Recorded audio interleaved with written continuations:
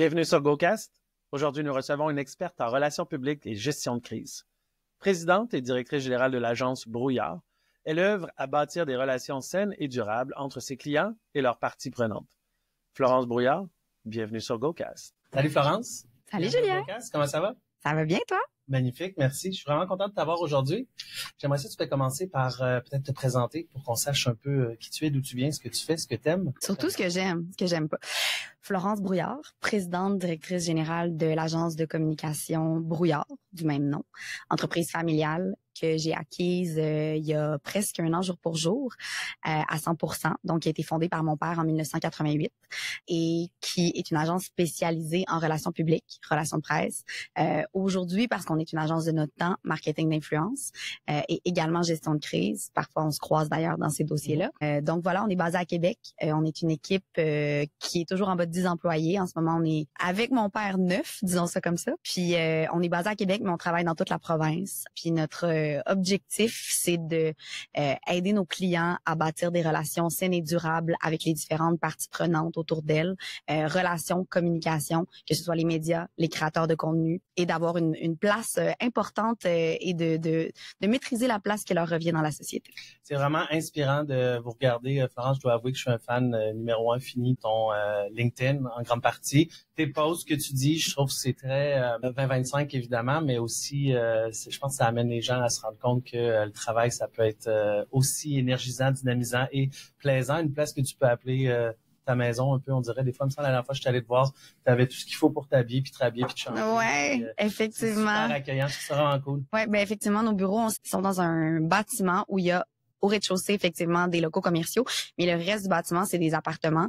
Et justement, la majorité des gens qui viennent au bureau sont comme, il y a des bureaux ici. C'est aussi un peu l'idée de notre espace de travail. Ça se veut pas convivial, style agence, mais vraiment comme un appartement, parce que quand on va quitter les lieux, si on quitte un jour, la façon dont on le fait, c'était de rendre ça vraiment, d'avoir l'impression que tu rentres un peu à la maison. On a effectivement beaucoup de bonbons, de jus, de fruits, mais au-delà de tout ça, effectivement, j'ai beaucoup de vêtements aussi moi au bureau à cause de mon travail. J'ai pas trop le choix. Puis les filles aussi, on fait de l'événementiel, beaucoup en soirée. Fait que on a des chiffres différents. On va autant faire du bureau dans la journée que des événements le soir. Puis ça peut être parfois des événements qu'on anime, des événements de terrain, des festivals, des galas. Fait que ça prend toute une garde-robe. Ça fait partie de la game. Puis oui, c'est comme la maison. Effectivement, l'objectif, c'est on est une équipe très tissée serrée. On se voit un peu comme une équipe sportive. Puis on est très, très proches les unes des autres. Puis on est beaucoup dans... Le terme bienveillance est galvaudé, à mon avis, mais on est vraiment là-dedans. L'idée de travailler main dans la main, tout le monde. Puis quand quelqu'un va moins bien, on se le dit. Puis l'équipe va pallier. Puis on va laisser la personne qui file pas, parce que ça arrive. Il nous arrive toutes sortes de choses dans la vie. Vivre son moment. Puis on est très soudés, puis ça contribue à l'esprit de l'entreprise. Et juste avant qu'on débute la discussion en plus cyber, disons, on boit du Joyeux Roger. Savoureux. Joyeux Roger qui peut être, entre autres, acheté au Rose Drummond, pour ceux qui font beaucoup à Québec-Montréal. C'est la mecque de la nourriture santé sur ce certain voyage duquel on est souvent porté à aller vers des adresses un peu fast-food. Effectivement. De mauvaise qualité, malheureusement, pour notre santé. Fait que tenez-le pour dire. Joyeux Roger, c'est un plaisir à boire. Après la petite publicité. Florence, comme première question, j'aimerais savoir, dis-moi, quand est-ce qu'est arrivé le mot cybersécurité dans ta vie, dans ta carrière? À quel moment c'est devenu quelque chose d'un peu plus peut-être important ou... Ma réponse va être vraiment chiante. Parce que je pense que, évidemment, maintenant, c'est inévitable, puis force est d'admettre que la très grande majorité des entreprises ont eu affaire à soit des brèches ou entendu parler de, ou bon. Mais il y a quelques années encore, c'était le genre de termes, de mots, de concepts, de phénomènes, disons ça comme ça, duquel moi, je dirais pas j'avais peur, je savais c'était quoi, ça le dit, la cybersécurité. Mais c'était comme, tant que ça m'arrive pas, tant que ça me touche pas de trop près, je veux pas le savoir. Il y a, je crois que ça fait 3 ans, Julien, on a été invités en même temps dans un colloque au Club Med pour, je dis colloque, je sais pas si c'est le bon terme, pour donner des conférences, bon, toi sur ton domaine, moi sur mon domaine. Et c'est la première fois, en fait, que j'en ai entendu parler de cette façon-là. C'est vrai? Ouais, vraiment. Okay. C'est-à-dire que, en fait, que j'en ai entendu parler, non, mais que j'ai mis des visages, que j'ai écouté davantage sur ce que c'était, que j'ai compris. Puis je me rappelle ce qui m'avait marqué à l'époque, c'était pas à titre de personne qui était à l'époque, j'étais directrice générale d'une entreprise, vraiment à titre personnel, c'était n'ayez pas dans vos notes, dans vos celles, tous vos mots de passe. Évidemment, ce que nous avons tous, ou avions tous. Ouais. Puis c'était comme, ça commence par là, la gang, mais c'est juste le début, là.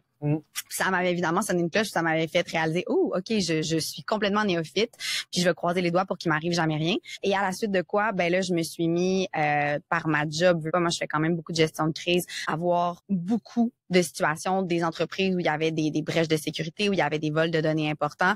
Puis s'en est suivi, évidemment, le vol de données important de Desjardins qui a quand même fait les manchettes pendant plusieurs mois. Surveiller beaucoup d'esprit aussi. Absolument, tout à fait, parce que Desjardins jouait d'une réputation très enviable au Québec, tu sais. Puis c'est comme c'est vraiment une réputation enviable et tout le monde, d'une façon ou d'une autre, a déjà été chez Desjardins ou connaît quelqu'un qui travaille chez Desjardins. Fait que ça a vraiment comme éveillé les consciences.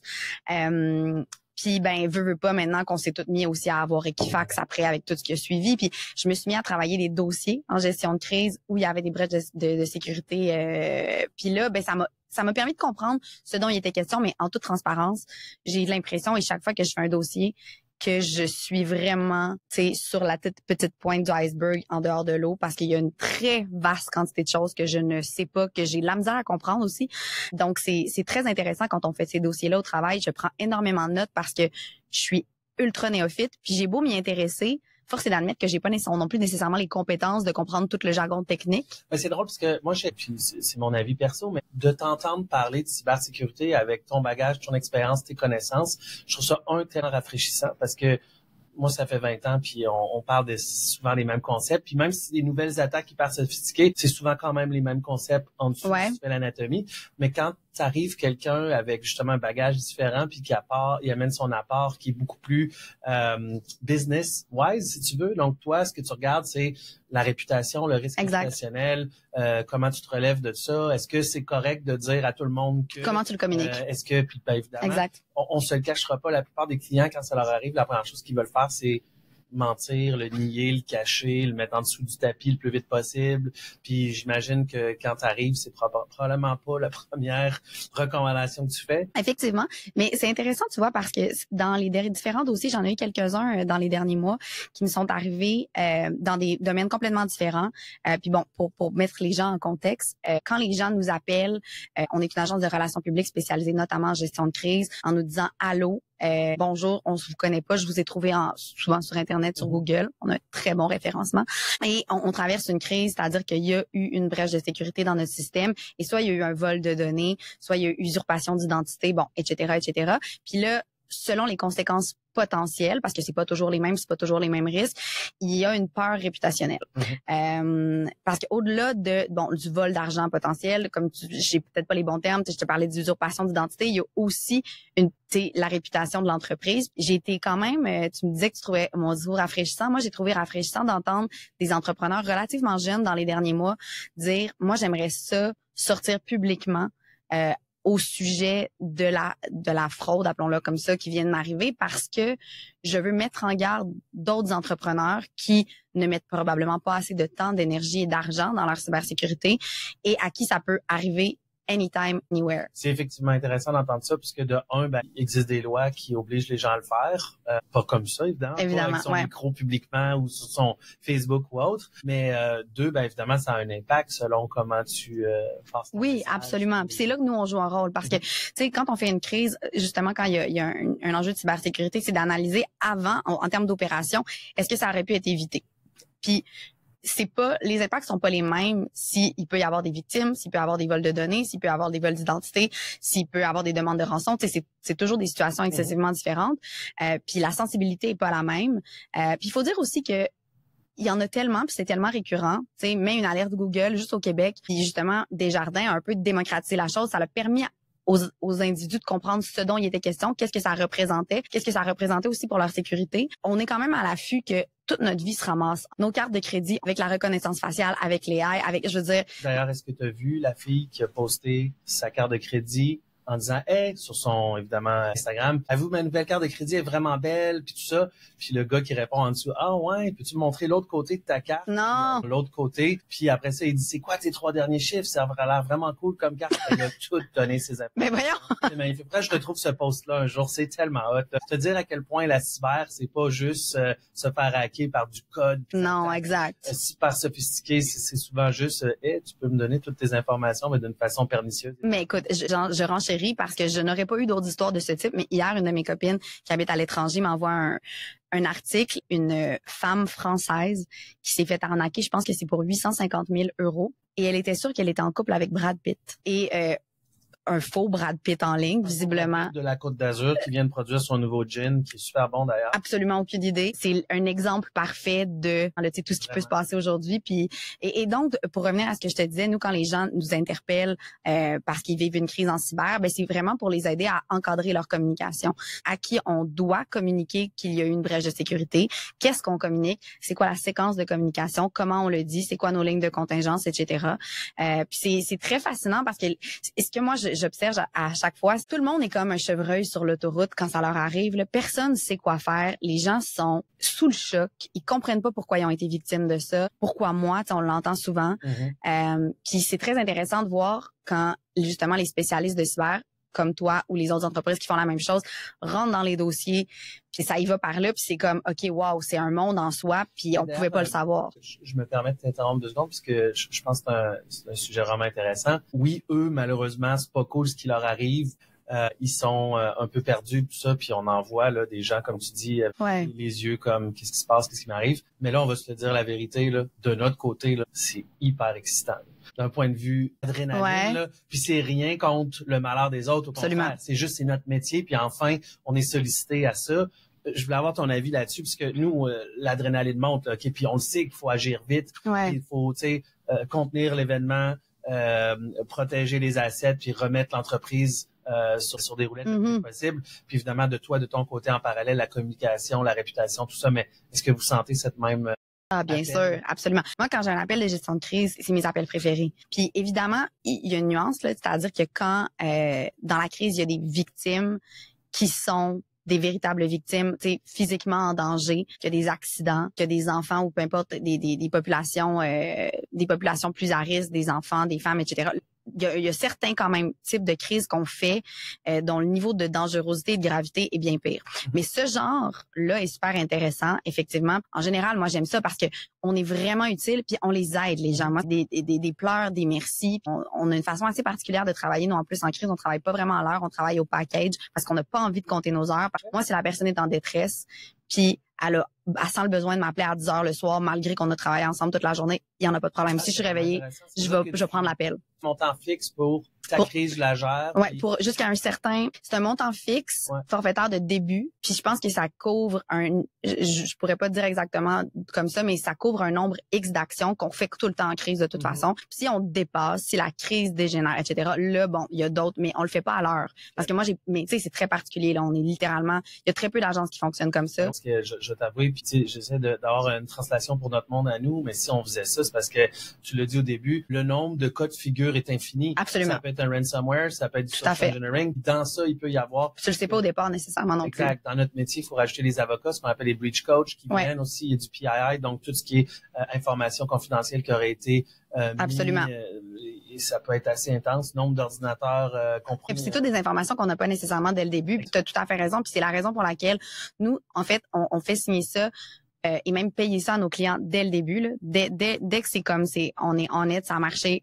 T'sais, on envoie la facture immédiatement, mais on est disponible. Je pense que c'est pendant comme les 3 ou 4 premiers jours, comme 24, pas 24/7, 24/4. On est vraiment disponible à 100%.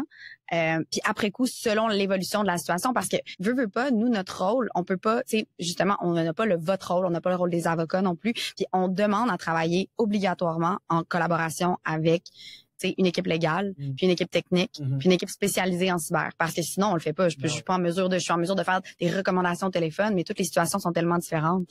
Ben, c'est drôle que tu marques un point intéressant parce que dans le monde de la gestion de crise, mais d'incidents at large, il faut cette équipe-là, ce Toujours, sweating-là, absolument, toujours. absolument. Ceux qui le font sans ça, selon moi, sont des charlatans, malheureusement, parce qu'il y en a beaucoup, by the way, qui le font, qui sont seulement des gens techniques, puis qui vont pas amener une équipe de comme vous, qui va pas amener d'avocats. Puis tu sais, c'est là où on voit beaucoup de la bon, dans ce domaine-là, de la double extorsion, là, c'est-à-dire que on te demande de payer pour la rançon, mais en plus, on va la mettre sur le dark web puis la vendre aux enchères, donc en même temps, simultanément, double extorsion, ou encore on voit des compagnies qui se sont fait breacher, puis 6 mois plus tard, ils se refont à nouveau breacher. Donc, ça arrive très souvent, hein? Oui, fascinant. C'est ce qu'on voit de plus en plus, là.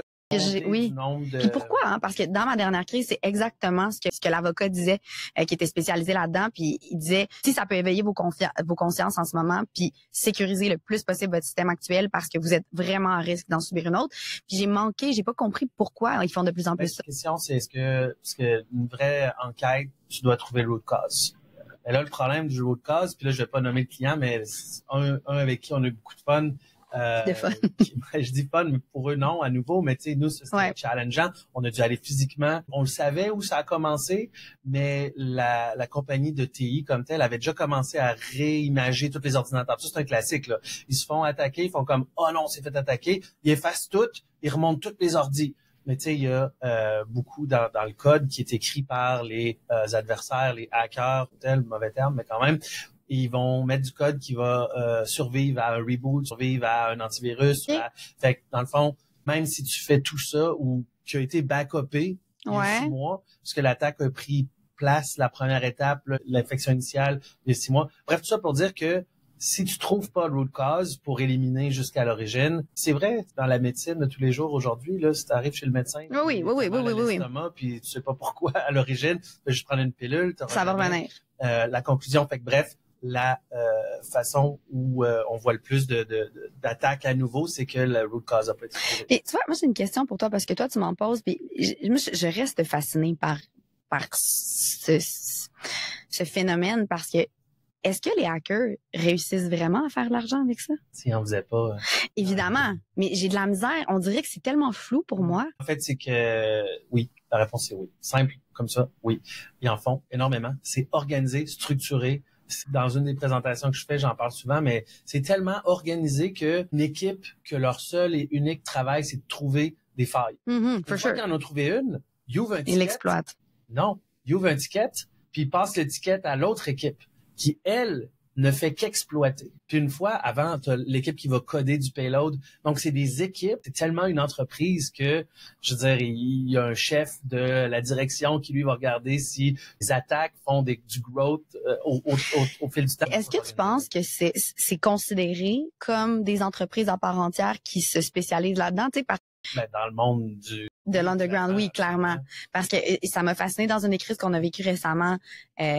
L'équipe de TI nous disait, ah oui, c'est un groupe très connu qui s'appelle un tel, qui vient de tel pays. Parce que tu as des compagnies qui vont faire la taxonomie des adversaires. Donc, exemple, un qui est très connu, c'est CrowdStrike. Là, c'est leur spécialité. Ils vont dire, bon, ben, c'est le Spider Ninja, qui est en fait une compagnie en Tunisie, une organisation en Tunisie qui est fundée par tel groupe en arrière, etc. Puis en fait une fiche technique pour chacun des adversaires. T'en as au-dessus de 300, j'exagère, mais tu sais, chacun a leur technique d'attaque, leur façon de se déplacer à l'intérieur du réseau. J'avais il y a fort longtemps, fait une présentation sur la différence entre les Chinois puis les Russes dans leur méthodologie d'attaque. Puis ce qui était drôle, c'est que les Russes, dans le comportement humain, sont connus pour être plus... ce sont des choses qui sont dites, pas dites par moi, mais dites par le monde en général, sont plus sloppy ou encore vont être moins polis dans leurs approches versus le côté chinois qui va être plus bon, je fais attention, puis tout ça, je suis plus poli. Alors qu'une fois qu'on les regarde dans leur méthode d'attaque, c'est tout à fait l'inverse. Les Russes sont plus pernicieux, plus doux, plus polis, plus sophistiqués, alors que les Chinois sont beaucoup plus agressifs, puis beaucoup plus in your face, si tu veux. C'est drôle comme analogie. Ça, il y a longtemps. Là, ça a peut-être évolué. Puis est-ce que aujourd'hui, excuse-moi, j'ai une autre question qui vient de me popper. Est-ce que c'est une des branches, par exemple, des groupes de crime organisés maintenant? Ou c'est pas nécessairement? Oui, clairement. maintenant depuis longtemps. Longtemps, exact. J'ai écouté cette semaine Patrick Lagacé parce qu'il y avait un dossier dans la presse, c'est quoi le visage du crime organisé maintenant. Puis il expliquait que depuis la guerre des motards au Québec, ça l'avait vraiment changé, puis notamment parce qu'il parlait des motards, donc spécifiquement des Hells Angels, puis des groupes de ce type. Exactement, puis qu'il y avait vraiment, bon, pour plein de raisons, diminué, je sais pas comment dire, sur leurs activités, leur engagement, peu importe, mais effectivement, ça peut être une façon. Je pense qu'ils l'ont diminué dans ce qu'on voit. Dans ce qu'on voit, exactement, mais probablement pas dans d'autres choses. Puis tout à fait. Tenanciers de bars, puis de batailles, puis tout ça. Mais non, clairement, le shift est totalement 100%. Absolument, dans ce monde-là. Maintenant, tu sais, comment... C'est parce que c'est difficile en arrière d'identifier les personnes. Là, il y en a de plus en plus, là, des gens qui se font arrêter, tout ça. Tu sais, c'est drôle parce que moi, je viens d'une époque où tu te faisais pogner à pirater, puis on voulait t'engager, là. Tu sais, comme, hey, t'étais capable de faire ça. Il a piraté vidéo, oui, on va l'engager, tu sais. Genre, alors qu'aujourd'hui, ben, tu vas en prison. Merci, bonsoir, tu sais. Vraiment, hein? De mon parcours, parce que, je sais pas si tu le sais, mais moi, je me suis spécialisé en thèse d'intrusion. Puis ça, j'ai mes certifications que j'ai pas renouvelées quand j'ai shifté un peu ma carrière. Spécialisé en thèse d'intrusion, ça veut dire que tu es capable d'intrusionner un système? De faire des thèses d'intrusion, ouais. Mais c'est ça que ça veut dire? Je suis tellement 10 ans en arrière que je pourrais zéro faire ça. Mais je me souviens d'une époque où il y a de mes amis qui me disaient, hey, pourrais-tu pirater la SAAQ pour modifier mon permis? Mais t'aurais-tu pu? T'aurais été capable? Oh oui, mais est-ce que c'est intelligent? Mais non, of course not. C'est illégal. Mais t'étais capable, t'étais comme une Lisbeth Salander. Ouais, je me qualifierais pas aussi puissant que ça, mais j'avais les capacités de faire ces choses-là. Mais zéro aujourd'hui. Oui, parce que la technologie a changé. Si tu suis pas, tu manques 6 mois, c'est fini, là. J'exagère. Quand on jase, ça me fait réaliser que moi, j'ai vraiment je sais pas si c'est le bon terme, mais une genre de peur viscérale où je fantasme sur le dark web. Dans le sens, fantasme n'est pas le bon terme, mais genre, je veux pas aller voir, je sais pas c'est quoi. J'adore ça que tu poses cette question-là parce que j'ai reçu David Descaries-Etu. Il y a 4 podcasts qui est un des spécialistes en criminologie sur le dark web. Ah. Lui-même en parlait en disant, tu sais, c'était excitant au début quand j'ai commencé mes études, mais au fil du temps, tu te rends compte que tu veux pas voir ce qu'il y a là-dessus. Tout ce qui est crime, là, du genre, t'as déjà entendu une boîte rouge, là. Il y a un être humain dans une boîte rouge, puis tu peux, à coup de Bitcoin, payer un instrument et un type de torture que tu veux lui faire. Donc, tu regardes dans ta caméra ce que tu as payé pour faire à cette... Genre des hostels, mais genre 2025. Ouais, fait que ça, c'est le genre de choses que tu trouves. Puis là, tu sais, je te parle pas de... Épargne-moi le reste. J'ai aucune idée. Comme je te dis, je suis jamais allée, tu sais. La portion, ben tu sais, tu pourrais pas y aller comme tel non plus. Non. En fait, c'est juste un endroit, qui a pas de référencement. Imagine un Internet sans Google. Fait que si tu veux aller sur le site de Simons t'acheter un manteau, faut que tu connaisses l'adresse du site de Simons. Mais le dark web, c'est des sites? Ouais, c'est plus compliqué. Ouais, c'est ça. C'est pour ça que je te dis, je sais même pas ça ressemble à quoi, là. Ça ressemble à rien. C'est ça l'affaire, mais on a un super blog sur notre site qui en parle, mais parce que tu remontes au dot onion, là, c'est compliqué. La façon d'encapsuler des domaines un dans l'autre ou des réseaux un dans l'autre, si tu veux, jusqu'à ce qu'on soit pas capable de retracer l'origine du domaine. Ouais, fait que c'est des points oignons là qu'on appelle. Pas d'adresse IP, mettons. Non. Fait que faut que tu saches où tu vas. Donc, quelqu'un t'a donné l'adresse pour aller faire ce que Mais une adresse, ça serait genre un www.something.com ou pas? Non. Encore. Mais comme je te dis, un œil sur le podcast avec David Descaries, qui est super intéressant. Mais oui, tout le monde est intrigué par le dark web. Qu'est-ce qu'on peut y trouver? Des tonnes d'affaires. Moi, j'imagine tout. Le pire de l'être humain, genre. Oui, exact. En fait, tout ce que tu peux trouver dans la rue d'Amsterdam, où la plupart des choses sont légalisées, donc tout ce qui est illégal est vraiment illégal. Mais sur le dark web, tu peux trouver ces choses-là. Donc, tu peux te les procurer. Un des trucs qui tourne le plus, c'est un hitman. Tu peux payer quelqu'un pour tuer quelqu'un. Cependant, ce qu'entre autres David disait, là, je cite ces mots, pas les miens, mais c'est que en général, si le hitman prend ton argent, c'est chez vous qui débarque ou il part avec ton argent. T'sais. Ouais, hein? Les conclusions sont assez médiocres. C'est même chose avec le ransomware. Quand tu vas acheter la clé de décryption, quand tu négocies avec le hacker, etc., mais la clé que tu reçois marche 33% du temps. Quand tu me parles de clé, c'est un code, I guess? Ouais, ben en fait, c'est que ransomware, c'est que dans le fond, on va chiffrer toutes tes données. Fait que dans le fond, mettons que c'est ton laptop, tu dis ouais, je m'en fous de ce qui est sur mon laptop. Imagine, il y a toutes les photos de ton mariage, puis c'est la seule et unique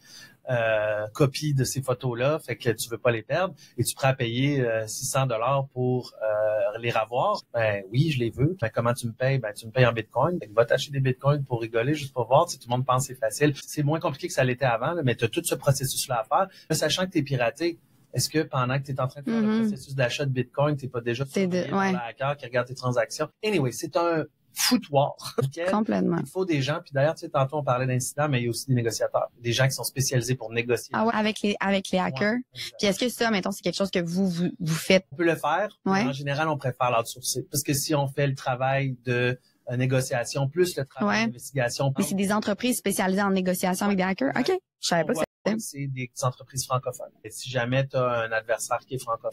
Un adversaire, c'est... Ouais, ben c'est ce qu'on arrête d'appeler ça des hackers, parce qu'en le fond, c'est contre qui tu te bats, puis contre qui tu te bats peut être plusieurs types de personnes différentes. Ça peut être un criminel, ça peut être ce qu'on appelle un nation state attack, une attaque de nation, donc ça peut être une armée ennemie qui nous attaque. J'ai une question parce que on est aujourd'hui, quand on enregistre le 15 janvier, je pense, ou le 14, Trump devient président officiellement, je crois, le 19, dans quelques jours.